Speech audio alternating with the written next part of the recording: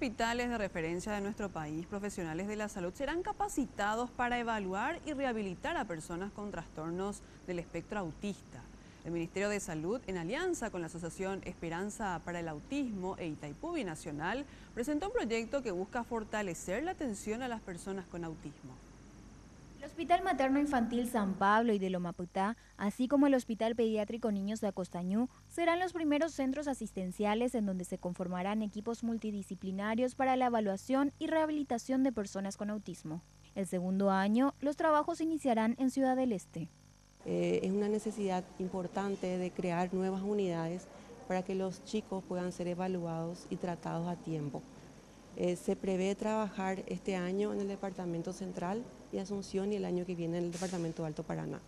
El tema es que en autismo no hay una intervención quirúrgica, no hay algo milagroso, sino es trabajar a través de las terapias, y en la medida que nosotros tengamos más profesionales de la salud preparados y orientados hacia el autismo es donde vamos a tener muchas más posibilidades de rehabilitación de los chicos.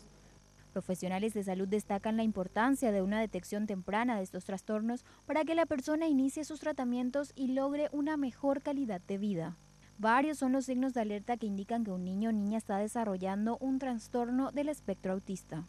Síntomas que hay que tener, sobre todo mucha atención a la edad de los 18 o 24 meses.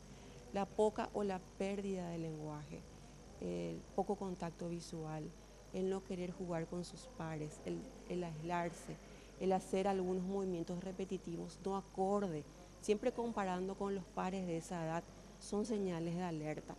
Muchas veces nosotros los papás queremos esperar a que pase nomás, porque va a pasar o porque él va a tener un proceso un poquito más débil que otros, ¿verdad? Pero es importante evaluar y sacar toda sospecha. Y si se evalúa, no hay que tener miedo, hay que trabajar.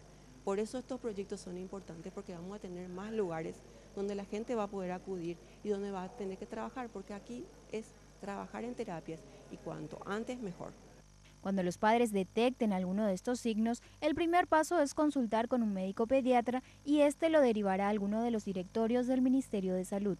De acuerdo a datos oficiales, las consultas de los servicios de salud mental del Ministerio de Salud aumentaron de 502 en el año 2012 a 3.489 consultas en el año 2016.